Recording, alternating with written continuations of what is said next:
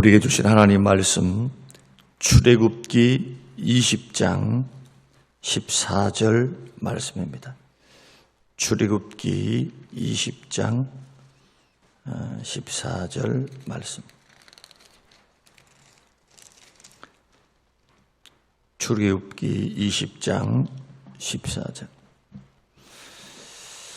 같이 읽겠습니다. 간음하지 말라. 아멘. 아멘.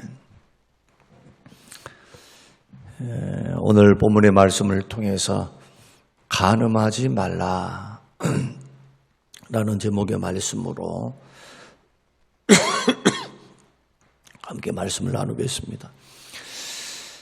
지금과 같이 인권이 존중되고 또 자유롭게 연애하는 시대는 없었다고 생각이 들어집니다. 과거 100년 전만 해도 남녀 구분이 분명했습니다. 남자의 역할, 여자의 역할, 전통적으로 문화로 규정해 놓기도 했습니다.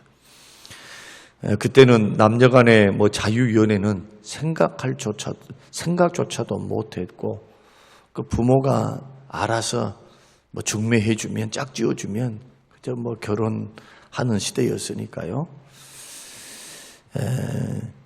과거에 비해서 지금은 굉장히 많이 자유로워졌다, 그렇게 생각이 들어집니다. 그런데 이 자유가 더 나가다 보니까 이제는 자유연애는 물론이고 혼전, 동거도 물론이고 또 대학생들도 자기 필요에 의해서 생활비를 줄이려고 동거하면서 살았던 그러한 우리 청년들도 학생들도 많은 것이 사실입니다. 성의 개방이 굉장히 쉬워졌어요. 서구 유럽의 문화가 그대로 다 유입이 되고요. 이제는 간통죄도 폐지가 되었습니다. 그 이유가 뭡니까? 두 가지인데, 성적 자기 결정권 첫째, 두 번째는 행복 추구권. 부부간의 성회의는 사적인 건데, 개인적인 건데, 자기의 행복을 위한 것인데 그것을 국가가 법으로 강제할 수 있는가? 이게 헌법에 기록해 놓은 행복 추구권. 대한민국 국민이라고 한다면 세금, 납세, 국방, 세금의 의무, 이 모든 의무를 다 감당하는 그런 대한민국 사람들이라면 행복 추구권이 있다는 겁니다. 이것이 기본권입니다. 기본권. 그래서 얼마든지 내가 좋아하고 상대방이 좋아하면 기혼자든 미혼자든 상관이 없는 거죠. 법의 저촉을 받지는 못해요. 그러나 결혼 생활에 대한 파탄에 대한 책임, 사유가 있기 때문에 이제는 벌금으로 이것을 묻겠다. 이런 제도가 되겠죠. 벌금이 난다. 이혼할 때에 누가 책임이 더 많은가? 결혼 파탄에 대한. 그래서 그러한 손해배상 청구 이러한 것을 통해서 이제 쉽게 헤어질 수 있는 그러한 시대가 되었습니다. 그런데 성경은 남녀 간의 관계를 이야기할 때 사랑 관계도 반드시 하나님의 계명 안에서만 이루어져야 한다. 이렇게 말씀을 하십니다. 그러니까 아무리 시대가 바뀌고 인권이 강조되는 시대에 산다 할지라도 주를 믿는 믿음의 자녀들은 하나님이 명령하신 말씀 안에서 사랑도 하고 결혼 생활도 해야 한다. 이 범주를 넘어서면 하나님과 사람에게 죄를 짓는 것이 되고 여기는 심판과 징계가 있습니다. 하나님께서 성경을 통해서 많은 경고를 했습니다. 그래서 결혼이라는 제도 안에서 반드시 결혼이라는 제도 안에서 살면서 결혼이라는 제도 안에서 부부도 분명히 지켜야 할 정조와 서약이 있습니다. 여러분, 미국에서 한 통계가 있는데요.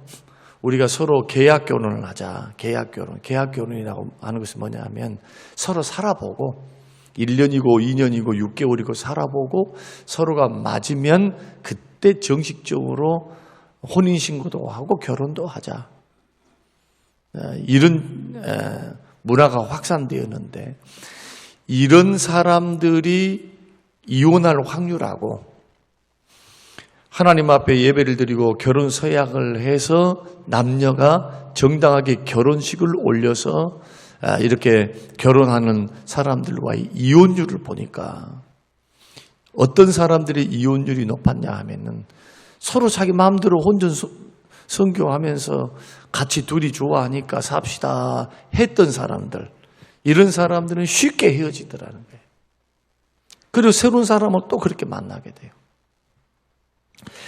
이런 것 자체가 지금 문화의 트렌드니까 참 교회 안에서도요, 설교하기가 너무 어려워요. 주일날 오전에 설교하기가 참 어려워.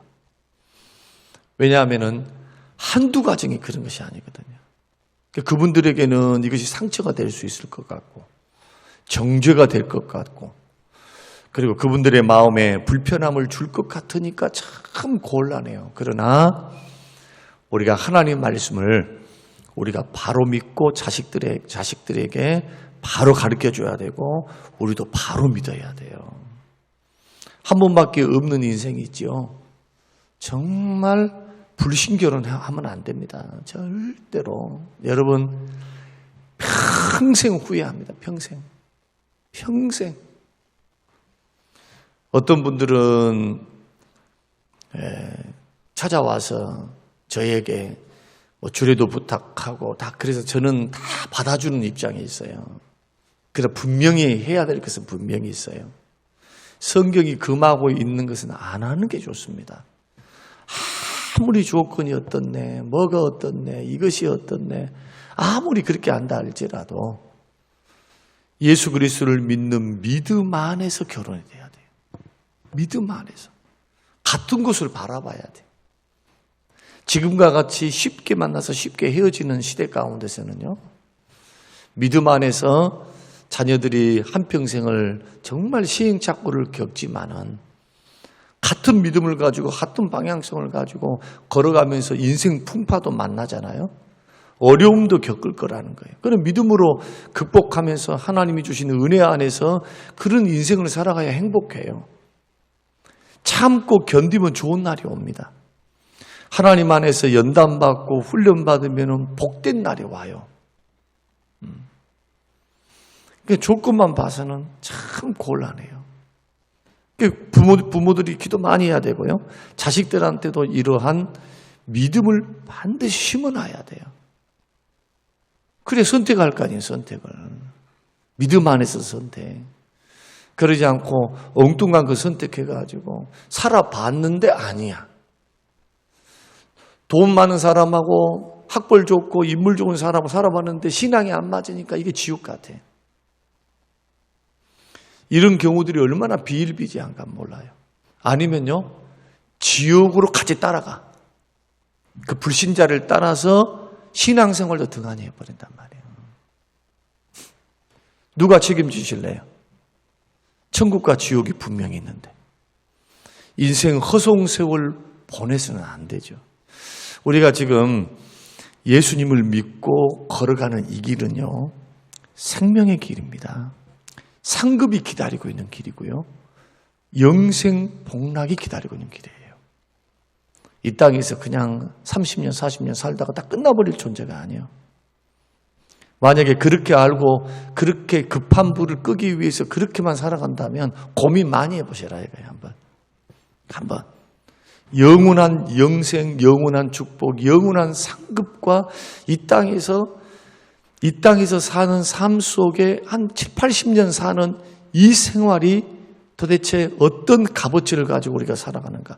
의미 없다는 말이 아니라 하나님 앞에서 그런 말이에요. 하나님 앞에서. 사도 바울은 주를 섬기기 위해서, 잘 섬기기 위해서 차라리 독신으로 살아라. 결혼을 해놓으면 어떻게 하면 아내를 기쁘게 할까, 어떻게 하면 남편을 기쁘게 할까, 거기에 정신 다 팔려버린다 이거예요. 자식을 낳으면 자식을 어떻게 해볼까, 온통 그렇게 산다 이거예요. 그렇게. 어떻게 하면 주의 뜻대로 살까. 나를 위해서 십자가에 죽으시고 부활 승천하시며 영원한 천국과 하나님의 자녀 삼으신 그 하나님의 은혜에 감사해서 자기 인생을 드리는 청지기의 삶을 살 수가 없다니까요. 결혼이 잘못됐다는 것이 아니고 하나님 앞에서의 삶을 말하는 거예요. 그래서 독신으로 있느냐? 그러면 차라리 혼자 살아라. 성욕을 참을 수만 있다면 혼자 살아라. 뭐하고 살아라고요? 맨날 집 돌아다니면서 세상에 주색 잡기 하고 술 먹고 놀러 다니고 막 이런 식으로 살려면 혼자 살면 안 되겠죠. 하나님의 영광을 위해서, 주의 뜻을 위해서, 몸된 교회를 위해서, 주의 뜻, 하나님 나라, 하나님의 영광 바라보면서 자기 인생을 드리는 것, 삶. 이 고린도전서를 통해서 주시는 말씀들이에요. 그러니까 이런 말씀들은 지금 현 시대에는요, 안 먹혀 들어가요. 왜? 온통 세속주의, 물량주의에 물들어 있거든요. 근데 조금만 생각해 보면 돼요. 자, 여러분들이 우크라이나로 러시아로 날아갔다 생각해 보세요. 한번. 자, 우리 대한민국에도 전쟁이 일어났다 한번 생각 한번 해보세요. 전쟁이 일어나는 순간 대다수 국민들이 갖고 있었던 재산은 무용지물이 돼요. 화폐는 종이 조각이 돼요. 종이 조각. 인플레이션뿐만 아니라 모두가 허리띠를 졸라매야 되기 때문에요. 그 부유하고 풍요로웠던 시대에 있었던 그런 삶을 누릴 수가 없어요. 우리나라는 그런 일제강점기가 있었고 6.25 동란이 있었어요. 거기에 민주화 운동들이 있었고요. 전 세계에서 이렇게 개발도상국이 선진국으로 도약하는 이런 전례는 없어요. 없어. 엄청난 축복이에요. 지금 여러분들이 알고 있는 아르헨티나 같은 경우는 1970년, 80년대에는요, 엄청난 선진국이었습니다. 경제 규모가요, 10위요, 10위. 지금은 가난합니다. 국가 채무가 이제는 더 이상 갚을 수 없는 나라가 되어버렸어요. 우리는 이러한 경제라든지 이런 부분들은 언제든지 바뀔 수가 있고요. 국제정세, 전쟁부터 시작해 언제든지 바뀔 수 있어요. 그러나 변함없는 것이 하나 있단 말이에요. 변함없는 것. 이 역사를 주관하시는 하나님. 천국도 변함이 없고 지옥도 변함이 없고 영생과 구원도 하나님의 자녀됨도 변함이 없어요. 우리 인생 살아가는 겁니다. 청지기로 살아가는 거예요. 오늘 우리가 간음하지 말라. 이 말씀을 하면서 왜 이런 부분들을 말씀을 드리느냐 하면 예수 믿는 믿음의 사람들도 말씀을 따라서 결단하면서 이 말씀대로 믿음대로 살라고 하지는 않고 엉뚱한 방향으로 자꾸 갈란단 말이에요. 자꾸. 그렇게 해서 심판을 당하고 징계를 받고 고통을 당하고 괴로움을 당하고 20년, 30년 동안 신앙에 안 맞아가지고 얼마나 연단받고 고난받고 신앙의 자유를 얻기 위해서 20년, 30년 걸린 사람은 얼마나 많고 그 세월 동안에 연단받아서 자기는 성장했을런가 몰라도 더 주를 위해서 달려갈 수 있는 그런 기회가 있었는데 그런 기회를 놓쳐버린 사람들이 얼마나 많으냐는 거예요. 그래서 우리는 믿음의 길을 걸어갈 때 열심히 기도할 때 이제 자식 다 결혼시켜버린 분들은 어쩔 수 없겠지만 위에서 여러분 자식들을 위해서는 저번 주 오후 예배 때 나왔던 설교하셨던 목사님이 말씀하시잖아요. 자식들에 대한 기도는 통곡하며 기도해야 된다고. 눈물로 기도해야 된다고. 부르짖고 기도해야 된다고. 자식 문제는. 그분이 어린이 사역을 오래 하신 분이에요. 어린이 사역을 오래 하신 분이에요. 그러니까 우리가 자녀들을 향한 여러분 특히 성적인 문제는요 언제나 심판을 가져옵니다. 국가가 패망을 하고 나라가 망하고 가정이 망하고 가정이 파탄되고 하는 문제 중에서 돈 문제도 있지만은 바로 성적인 문제에서 대부분 옵니다. 성적인 문제가 걸려놓으면요 회복이 잘 안 돼요.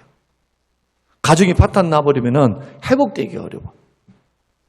그래서 많은 죄들 10계명 가운데서 도덕질을 할 수도 있고 하나님에 대해서 뭐에 대해서 이것에 대해서 다 할 수 있어. 다. 그런데 유독 성적인 죄, 이 죄만큼 파괴적인 것이 없어요. 파괴적인 것.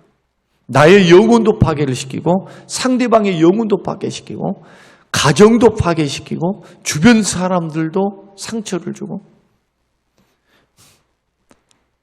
그래서 데살로니가전서 4장 3절 말씀에는 하나님의 뜻은 이것이 너희의 거룩함이라 곧 음란을 버리고, 에베소서 5장 3절에 음행과 온갖 더러운 것과 탐욕은 너희 중에서 그 이름조차 부르지 말라요.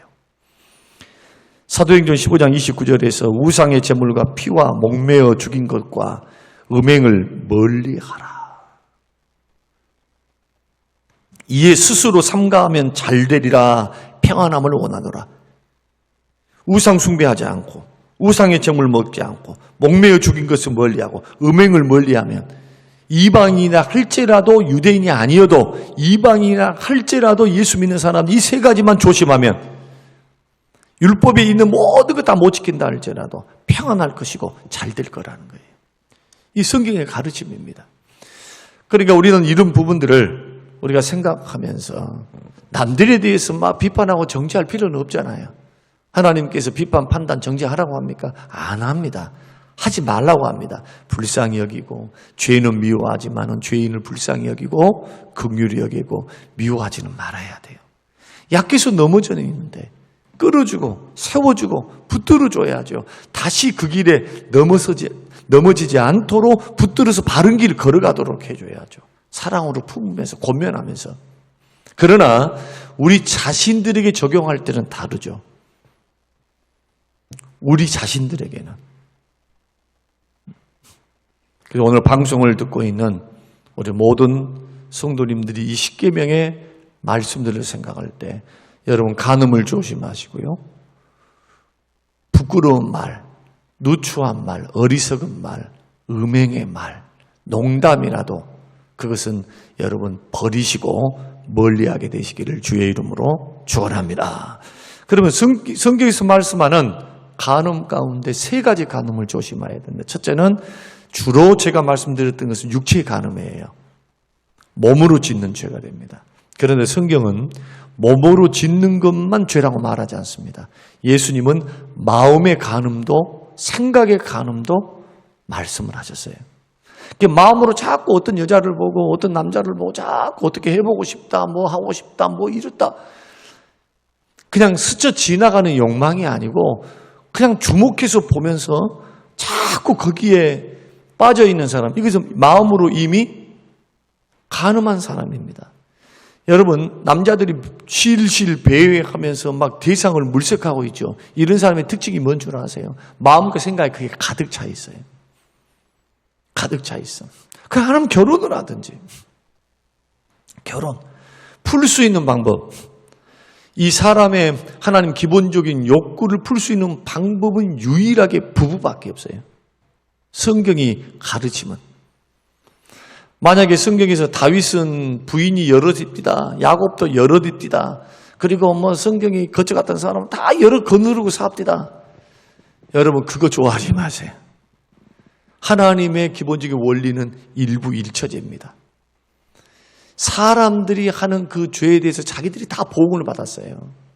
2명, 3명 데리고 사는 사람들 다 그 속에서 있는 그 고통, 말할 수 없는 고통. 말할 수 없는 것. 육체적인 쾌락은 조금 있었는가는 몰라도 더 정신적이면서 자식들과 그 갈등들 속에서 그 괴로운 인생을 살게 돼요. 절대로 그거 좋은 것 아닙니다. 그래서 마음의 상상을 통해서도 어떤 것을 통해서도 우리는 마음의 순결을 반드시 지켜나가는 것은 지혜다. 지혜. 그래서 마음을 다 자꾸 지켜야지. 그러지 않고 생각이 그 방향으로 가면요 행동이 가버려. 자기도 모르는 사이에 가여 있어요. 그래서요 반드시 기억해야 될 것은 음행은요 피해야 됩니다. 그 말은 뭐냐? 그 장소와 그 만남과 그 환경을 반드시 거기에 노출되어 있으면 안 돼요. 제가 부족하지만 자꾸 여자 성도들 아니면 이런 분들한테 그냥 인사만 딱 하고 말 일인데 거기에 대해서 뭐 어쩌고저쩌고 안 해요. 전화도 잘 안 해. 특별히 시험 들어있으면 그때나 전화 들지. 사모님을 통해서 하게 한다든지, 여전사를 통해서 부교육자를 통해서 한다든지, 이런 식으로 하지. 뭐, 혼자 있는데 찾아, 말도 안 되는 소리고. 자꾸 만나다 보면, 사적인 만남을 하다 보면은, 이상한 마음이 들어요. 사람은 자꾸 쳐다보다 보면은, 이쁘게 보여. 이쁘게. 아셨어요? 그래서 직장 동료들이 바람이 제일 많대. 자주 보니까.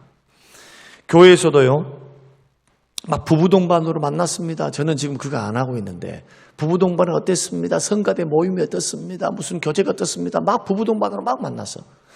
근데 이것도요, 굉장히 조심하셔야 돼. 교회라고 해가지고 그런 것이 없냐? 그렇지 않다는 거예요, 그게. 자주 만나다 보면은 자기 마음을 지킬 줄 모르고 하나님 앞에서 기도함으로 이것을 설 줄을 모르면 건강하지 못한 부부 생활을 하고 있는 사람들에게는 마귀가 틈을 딱 타요. 틈을.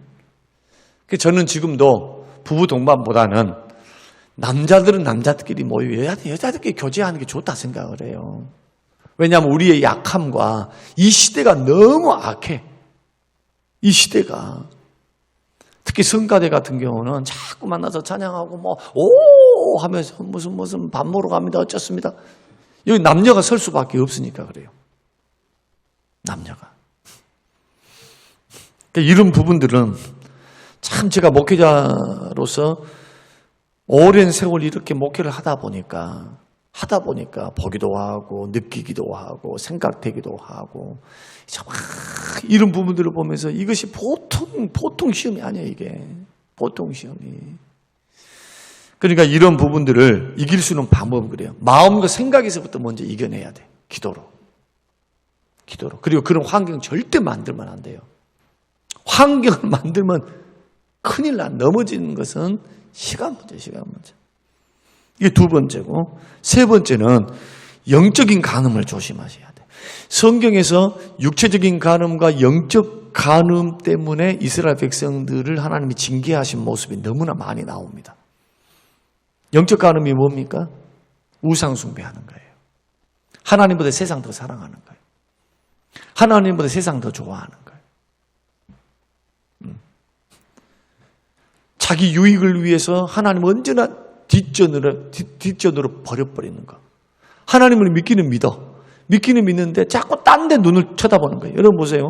결혼을 딱 해놓고 두 부부가 살면서 자꾸 남편이 지나가는 여자들만 보면은 눈 돌아가네? 그것이 사람의 욕망이기 때문에, 남자들의 어떤 성향이기 때문에 그럴 수는 있어요.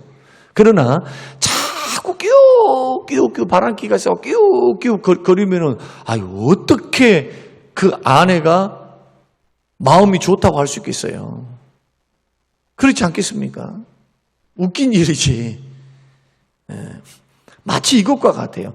주를 섬겨서 하면서 예수님 믿고 살면서 하나님을 믿고 막 걸어가는 믿음의 길을 걸어가는 사람들이 자꾸 이렇게 하는 거예요. 하나님보다도 취미를 더 좋아하고, 하나님보다도 돈을 더 좋아하고, 하나님보다도 자식을 더 좋아하고, 하나님보다 세상 즐거움을 더 좋아해요. 그러니까 이런 사람의 특징이 뭐냐? 주의력은 뭐가 없어. 자기의 즐거움이나 친구의 만남이나 이렇게 돼버리면 언제든지 주의를 빠질 각오를 하는 게 아니라 아예 당연해. 이런 사람들은요. 주의를 성수에 대한 정죄하는 것이 아니라 그 마음속에 하나님을 향한 오로지 하는 신랑 되신 예수님, 우리의 생명 되신 하나님을 향한 오로지의 신앙이 없다. 이게 신앙이. 그런 마음의 정조, 신앙의 정조, 일편단심의 어떤 신앙의 마음이 없으니까 언제나 자기 유의, 자기 필요, 자기 괴로움, 여기가 더 커, 하나님보다도. 그 주일날 예배 드리겠어요? 안 드리지.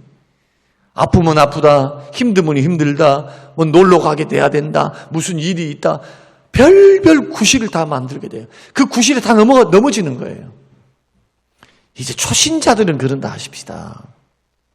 그러나 오래된 성도들까지 그러고 있다면 영적 간음을 한번 생각해 보라는 겁니다.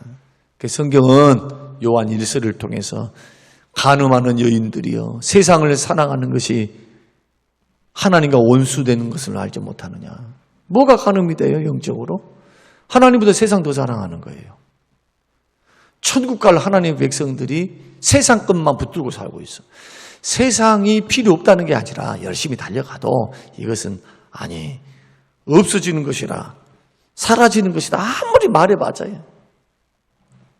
세상 사람은 똑같은 욕심덩어리, 욕심만 가득 쳐가지고 이것을 빨리 버려야 그 속에 하나님의 생명, 하나님의 은혜, 하나님의 축복, 이것이 그 마음의 중심에 자리를 잡아서 환경적으로도 하나님이 그 마음 중심을 보시고 믿음 보시고 복을 주실 텐데 이것은 버리지 않고 하나님 앞 복 달라는 거예요. 자기 욕심과 자기가 좋아하는 것을 다 해놓고 자기 유익것 때문에 다 해놓고 나와서 하나님 앞에는 이 신앙은 들러리요.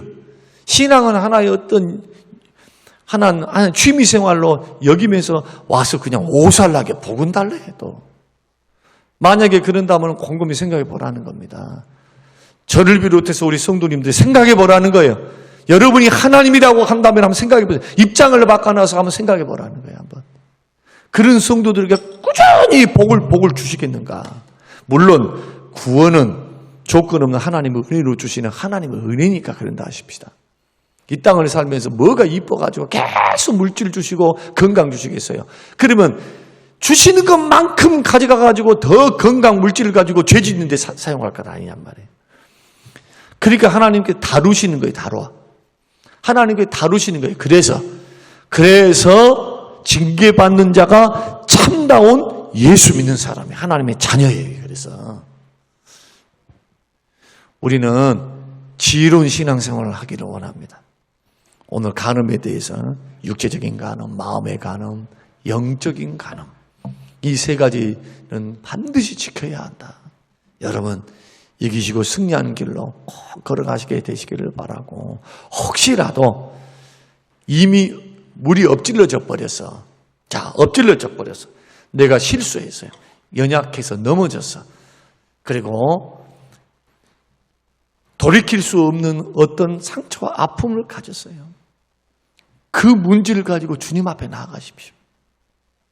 주님의 용서를 구하고 회복을 구하고 은혜를 구하고 두 번 다시는 이제는 그 길로 걸어가지 않도록 하나님 은혜 달라고 기도하세요. 하나님께서 용서하지 못할 죄가 없어요. 이 문제도 용서받을 수 있어요. 용서받지 못할 게 어디 있어요? 지금부터가 중요합니다. 과거 것은 이미 지나간 일이니까 이제는 하나님 앞에 용서를 구하고 앞으로 그 죄에 빠지지 않아야 돼요. 근데 반대로 계속하면 어떻게 될까요? 계속하면 간음이나 음란이나 외도는요 들통나게 돼 있어요. 끝날 때가 언제냐? 들통났을 때. 그러니까 이런 부분을 꼭 기억하셔야 돼요. 오늘 우리 여기 계신 분들은 싹 다 70 가까이 되시는데 아이고 지금 영감도 귀찮아 죽겠는데 뭐하려고 지금 목사님 나는 이미 그냥 산전수전 다 겪어가지고 나는 이도저도 없어라. 예수 신랑으로 삽니다. 다 그렇게 우리 할머니들이 앉아 있으니까 이런 설교 지금 제가 막 이렇게 할 필요는 없어 사실은. 근데 방송을 듣고 있는 분들은 틀려요 또. 연령층이 다양해. 그리고 다른 교회 성도들도 지금 구독해가지고 듣고 있으니까 오늘 이 말씀이 재미도 있고 어떨 때는 하나만 더 말씀드릴게요. 사실은 이렇게 살아보면요. 내가 왜 남편이 그랬는데 왜 내가 용서를 못했을까 그때.